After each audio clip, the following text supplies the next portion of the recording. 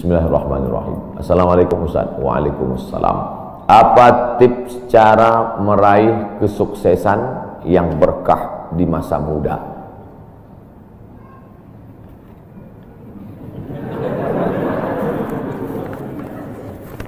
Saya tidak pernah bercita-cita menjadi apapun. Cita-cita saya dulu cuma satu, bagaimana membahagiakan orang tua. Itu saja. Ya Allah, aku sekolah, tak tahu dulu pulang mau jadi apa. Yang penting bisa membahagiakan orang tua. Itu saja. Jadi setelah itu sampai, ya sudah. Bisa menyenangkan hati orang tua. Bisa, itu saja. Maka selalu saya sampaikan di kampus-kampus kepada mahasiswa, kalian kalau belum bisa membahagiakan orang tua, jangan menyusahkan orang tua. Ini kadang baru ngelihat namanya aja di HP udah kumat darah tinggi emaknya.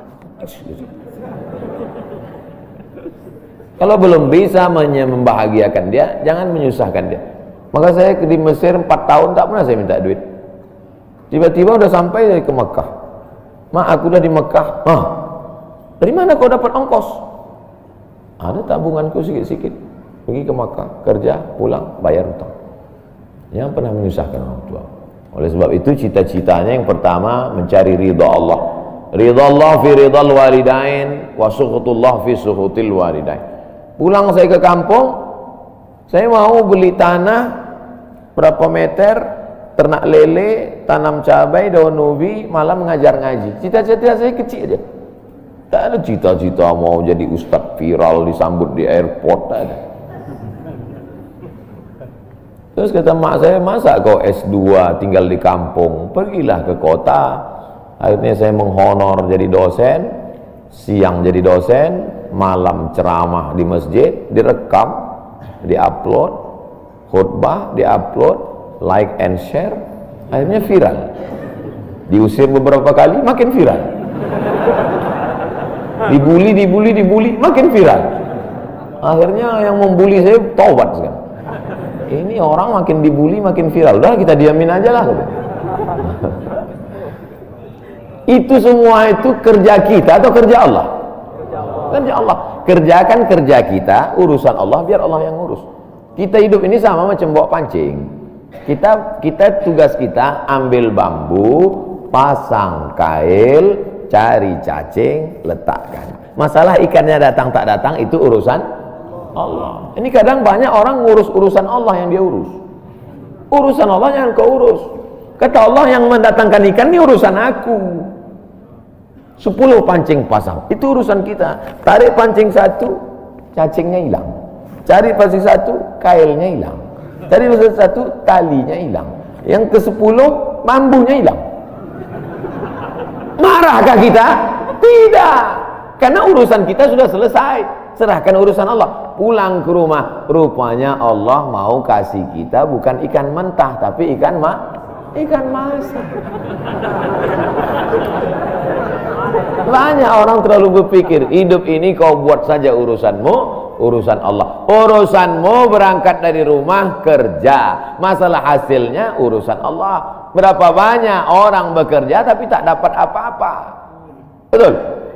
Kalau sudah rezeki tak kemana. Tapi jangan gara-gara ini lalu bapak enggak kerja. Dibangunkan ibu besok pagi, bang, abang enggak kerja masuk kantor. Urusan Allah. Kalau ada suami ibu seperti itu, ibu jangan marah, biarkan aja. Nanti jam 12 dia bangun, dia lapar, dia tengok, mana makanan? Ibu jawab, urusan Allah. Harus ada usaha dan ikhtiar. Pertama, niat cari ridha Allah. Kedua, senangkan orang tua. Ketiga, berusaha. Setelah itu, tawakal Allah. Hidup jangan susah. Hidup sudah susah, jangan bikin susah. Hidup sudah pahit, jangan minum kopi pahit. Apa hukumnya suami menyembunyikan uang dari istri?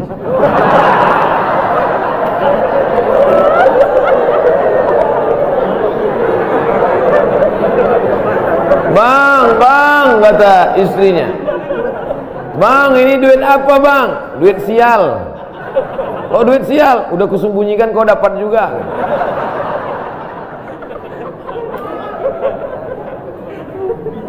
Bapak menikah sama ibu, ibu menikah sama bapak, apakah hartanya jadi satu atau harta masing-masing?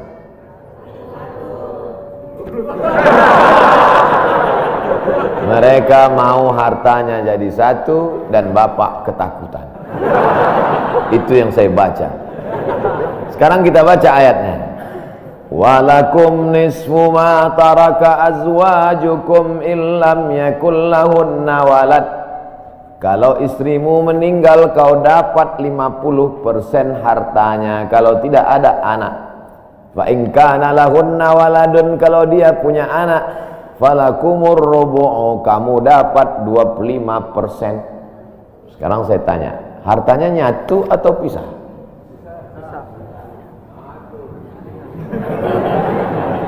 Memang kalau belum sarapan susah nangkap. Saya ulang sekali lagi. Walakum nisfu ma taraka azwajukum. Hai para suami, kamu dapat setengah harta istrimu kalau tidak ada anak. Fa in kana lahunna waladun, kalau ada anak kamu dapat 1/4. Artinya hartanya misah. Harta bapak beda, harta ibu beda. Ibu kerja, punya kebun, punya tanah, punya speedboat, itu harta dia. Bapak punya usaha, harta bapak. Meninggal ibu, 50% untuk bapak. Apa beda harta ibu dengan harta bapak? Di dalam harta bapak ada hak ibu, dalam harta ibu tidak ada hak bapak. Takbir. Saya ulang sekali lagi. Ibu menikah dengan bapak, bapak menikah dengan ibu, ibu bawa harta, bapak bawa harta. Bedanya apa? Dalam harta bapak ada hak ibu, dalam harta ibu tidak ada hak bapak. Kenapa dalam harta bapak ada hak ibu? Karena bapak wajib memberi nafkah. Kewajiban bapak 5. Pertama, kasih makan. Kedua, kasih pakaian. Ketiga, kasih tempat tinggal. Keempat, kasih pendidikan. Kelima, kasih perhatian. Lebih dari yang ini, itu bukan milik mereka lagi. Jelas? Ini ada sekarang suami setelah menikah, pas dilihat surat apa semua, tak ada punya dia. Semua atas nama istrinya. Ini orang kalau meninggal ini tidak kena azab kubur, karena di dunia sudah terlalu azab dengan istrinya. Dari yang saya sampaikan ini jelas tentang pembagian batasan-batasan harta, jelas? Jelas. Jadi tidak serta-merta setelah menikah, jangan mau anak perempuan kita ditipu laki-laki. Istriku, mana surat mobilmu, mana surat tanahmu, tadi kita sudah akad nikah, semua hartamu, milikku, surgamu di bawah tapak kakiku. Oh, tidak begitu. Makanya laki-laki harus ngerti, perempuan juga harus paham. Kalau tidak, sedang main bola aja ada aturannya, statuta. Kalau tidak, akan hancur. Tapi insya Allah jelas. Pak Ustadz minta tolong doakan ibu saya, sudah lama sakit. Nanti kita doakan di akhir majelis. Bukan cuma ibu bapak, ibu-ibu semua kita doakan. Bagaimana niatnya doanya? Bagaimana niatnya doanya mandi taubat?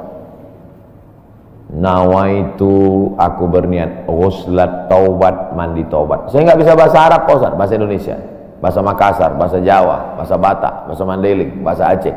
Saya niat mandi taubat karena Allah Ta'ala. Bagaimana cara mandinya Pak Ustadz? Seperti mandi wajib, basah dari ujung rambut sampai ke ujung kaki. Di mana mandinya Pak Ustadz? Di laut bisa. Kolaka ini 30% saja daratan Pak Ustadz, yang 70 adalah lautan. Nah, mandi di laut. Apalagi kalau sampai ke tengah laut, bukan cuma dosanya hilang, orangnya hilang sekali.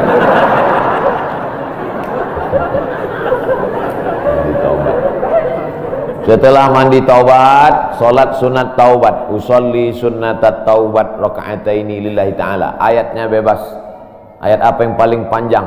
Hafal kau amma yatasaalun? Tidak. Wadduha? Tidak. Kulhu? Hafal baca kulhu. Di sujud terakhir banyak berdoa. Berapa kali salat sunat taubat sehari? Sebanyak-banyaknya. Kami dulu dipesankan guru kami, pagi sholat sunat taubat, siang sholat sunat taubat, petang sholat sunat taubat, sebanyak-banyaknya sholat sunat taubat, sholat sunat taubat, sholat sunat taubat, sholat sunat taubat. Usolli sunat taubat raka'atain lillahi ta'ala. Ma min muslimin yuznibu dzamban, ada orang yang silap salah berbuat dosa, summa yatatahhar, bersuci, berwudu, mandi, taubat, summa yusolli raka'ataini, sholat sunat 2 rakaat, summa yastaghfirullah, minta ampun kepada Allah, illa ghafarallahu lah, Allah mengampunkan dosa-dosanya. Bulan Rajab banyak-banyak taubat, bulan Sya'ban tingkatkan ke taubat, masuk ke dalam bulan Ramadan insyaallah mendapatkan Lailatul Qadri khairum min alfi syahr. Ustaz, kiat-kiat apa yang kami lakukan sebagai guru kepada anak didik kami sebelum dan sesudah mengajar agar ilmu mudah dimengerti? SDIT Al-Farabi. Aristoteles, Socrates, Thales, Demokritos, itu adalah pemikir-pemikir dari Greek, Yunani kuno. Pada masa abad kedua datang seorang khalifah bernama Abu Ja'far Al-Mansur.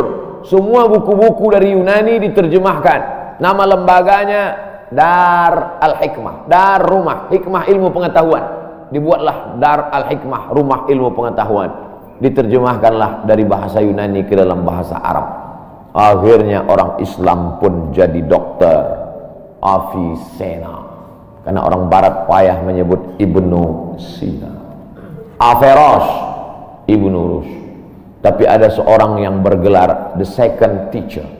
First teacher Aristoteles, second teacher Al-Farabi. Ternyata Al-Farabi ini bukan dari Arab, tapi dari Pomalaa. SDIT Al-Farabi. Ini supaya wali murid tahu, anak ibu di mana? SDIT Al-Farabi. Al-Farabi itu artinya apa? Ya SDIT. Al-Farabi itu di barat dia diberi gelar the second teacher. Guru pertama Aristoteles, guru kedua adalah Al-Farabi, saking cerdasnya. Artinya apa? Dia tidak hanya diakui dalam Islam tapi juga di luar Islam. Kenapa dikasih nama Al-Farabi?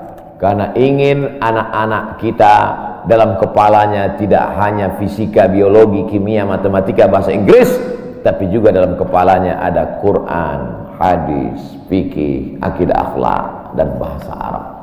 Sehingga nanti dia akan menjadi ekonom, tapi ekonom yang beriman. Dia akan menjadi filosof yang bertakwa. Inilah cita-cita alumni Al-Farabi insyaallah. Amin ya rabbal alamin. Nah, yang pertama kali menjadi guru itu adalah ikhlas. Karena kalau gurunya ikhlas, cakapnya masuk ke hati. Kalau dari mulut, ke mulut juga masuknya. Tapi kalau dari hati, ke hati juga masuknya. Kira-kira yang dari saya sampaikan tadi, saya mulai tadi jam 5.15, sekarang jam 6.05, dan 50 menit saya bicara. Masuk tak ke hati Bapak Ibu? Kalau tak masuk ke hati Bapak Ibu, berarti yang ceramah itu enggak dari hati. Dari mulut ke mulut juga masuk. Jangan sampai ke mulut pun tak masuk. Nauzubillah. Yang pertama kali tulus ikhlas. Karena perbuatan yang paling tinggi amalnya adalah menjadi guru. Makanya saya lebih memilih menjadi guru. Saya sampai sekarang menjadi guru. Cuman saya tidak punya kelas. Dulu sempat jadi dosen, habis itu keluar. Kelas saya sekarang masjid, lapangan sepak bola, sama stadion, sama gedung olahraga, sport center Antam. Saya mengajar tidak lagi terbatas oleh dinding kelas. Semua tempat menjadi tempat mengajar. Guru yang pertama harus ikhlas. Yang kedua, tingkah laku perbuatannya. Guru digugu dan ditiru. Guru itu dari mulai cara minumnya aja diikut orang. Guru minumnya tangan kiri. Yang minum tangan kiri itu setan. Berarti kalau ada guru minum pakai tangan kiri, berarti guru setan. Hati-hati jadi guru. Oleh sebab itu maka guru ini luar biasa. Guru ini luar biasa Bapak Ibu. Perbuatan yang tidak putus setelah mati guru. PNS setelah mati putus. Yang kan mati, pensiun aja putus. Apalagi mati. Tapi guru. Saya dulu punya dosen. Kata dia, saya ini lulus hakim. Tapi kemudian saya tinggalkan hakim, saya pilih jadi guru. Kenapa gitu Pak dosen? Karena kalau saya jadi hakim, 1 tahun ada 10 perkara, 10 senang kepada saya, 10 benci. Yang menang senang, yang kalah benci. Tapi menjadi guru, tidak akan ada murid saya yang benci kepada saya. Betul. Guru SD saya, berapa kali kepala saya diantukkannya ke tiang. Asal pelajaran saya nggak dapat, diantuk. Begitu reuni, saya cium tangannya. Saya nggak sakit hati, ingat aja dikit. Datang saya belikan hadiah, saya cium tangannya, meleleh air mata saya. Betul, menjadi guru itu adalah nikmat. Maka saya pilih jadi guru. Guru nggak ada pensiunnya. Saya sampai mati saya tetap menjadi guru. Oleh sebab itu maka guru ini luar biasa. Guru pahlawan tanpa tanda jasa. Oleh sebab itu menjadi guru. Oh, tapi jangan gara-gara ini semua pegawai Antam keluar mau jadi guru. Memang ibu bukan guru, tapi ibu menjadi guru bagi anak-anak ibu. Bapak jadi guru bagi keluarga bapak. Itu kita sudah menjadi guru insya Allah. Emak saya perempuan yang biasa, dia bukan guru, dia bukan PNS, dia bukan kepala sekolah, tapi dia menjadi guru bagi kami, anak-anak. Kalau kami pulang bawa main-mainan, dia tanya, mainan ini dapat dari mana?